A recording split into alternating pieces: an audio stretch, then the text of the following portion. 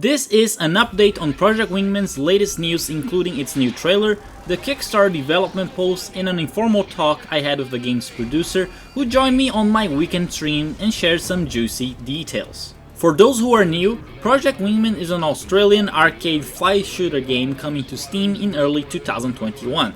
The game is single player only and all its content will be VR compatible. I've been following this game even before its Kickstarter campaign 2 years ago, and it's amazing to see how much progress has been done, especially considering that the development team consists of only 3 people: RB, Flyaway Now, and Josep Pavli.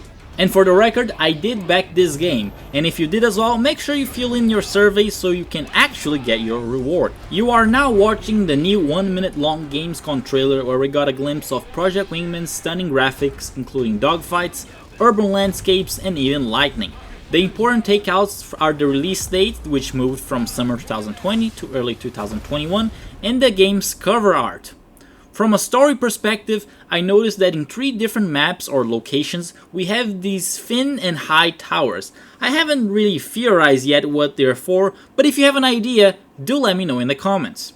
Heading over to the Kickstarter update, and still in the topic of lore, Project Wingman does take place on Earth, but albeit a modified version with different geography due to extreme volcanic activity. You may recognize the Russian Far East and Alaska from this picture, but notice that thick Hawaii over there.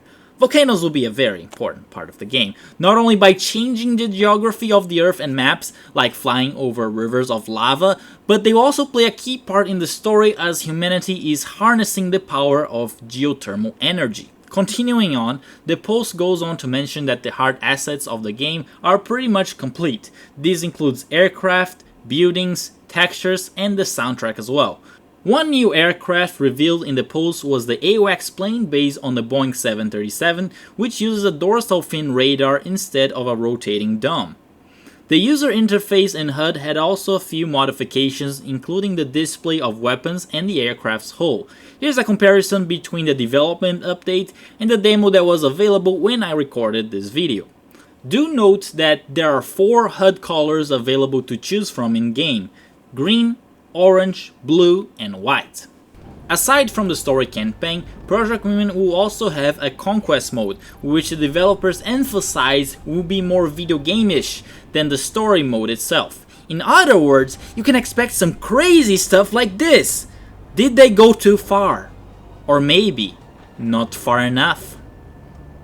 In the same post, the developers talked about the Ace Squadron Scouts. Certain backers would get a reward of having their own Ace Squadron show up in the game.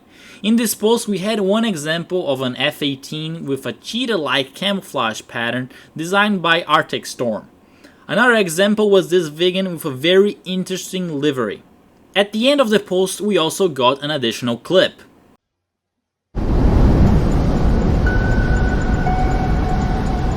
Monarch, the radar defenses are pretty hidden away on the mountain range, but your pal Galaxy got them all marked out.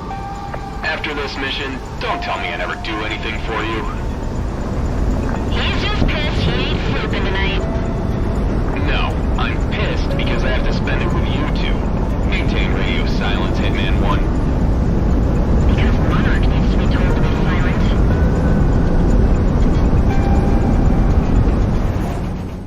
According to the coordinates given, this mission will take place in Colorado, and apparently the United States is a part of the Federation, one of the factions in the game.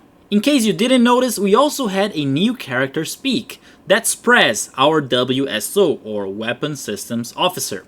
Whenever the player selects a 2-seater aircraft, the co-pilot Prez will be there, giving you callouts and even having a bit of extra dialogue in the missions. As far as I know, this is the first game in the genre where your co-pilot actually does something and is not just some random dude sitting in the back. After the trailer and development update came online, Project Wingman's producer Flyaway Now hopped into my stream and we had a very interesting chat about the game. You can rewatch the stream here, but I'll summarize the main points of our conversation. We can expect a new demo before the game's release and it will be open to everyone. As of right now, the demo is already being tested by some players with the focus on the virtual reality compatibility, QA testing being the most time-consuming steps for the developers right now. Project Wingman has partnered with Humble Games to become the game's publisher. Humble Games is assisting with QA and localization, so we can expect Project Wingman to come out in other languages in addition to English. There's no confirmation on the game's price yet, or whether regional pricing will be available, but you can expect a price of around $20 American based on the lower Kickstarter support tier where a copy of the game was available. The game will have Steam achievements and it will also feature original aircraft. And by original, I mean designed by the Project Wingman staff that are not based on real-life aircraft. Additionally, the top 3 contributors on the Kickstarter campaign could choose a real or fictional aircraft to be added in the game. I was one of them, so good luck guessing my plane. When asked about how many special weapons were included, Flyaway Now said there were too many to count. Mind you, you can carry multiple special weapons on each plane. There will be no post-stall maneuvers. Project Wingman is a single-player only game and the campaign follows a linear story. Conquest Mode is being set up so that it could be expanded in post-launch. The game is only going to be initially released on Steam, but there is a possibility of it coming to consoles later depending on the reception. The whole game was designed to be played in VR, but the VR and the non-VR content are exactly the same. The developers want to add colorblind support to the game, but they can only do it after the game is finished so they can add the filters on the final graphics. There are a total of 27 voice actors from volunteers, amateurs, and even professionals. If I recall correctly, one of them even subbed JoJo, so you could say Project Wingman is a JoJo reference. One last reminder, if you were one of the backers, make sure you fill in the reward survey. I hope you have enjoyed this update on Project Wingman that is set to be released early next year. Make sure to wishlist the game on Steam and join the Discord server. Links will be in the description together with my sources. Thanks for watching, and until next time, Hitman Squadron.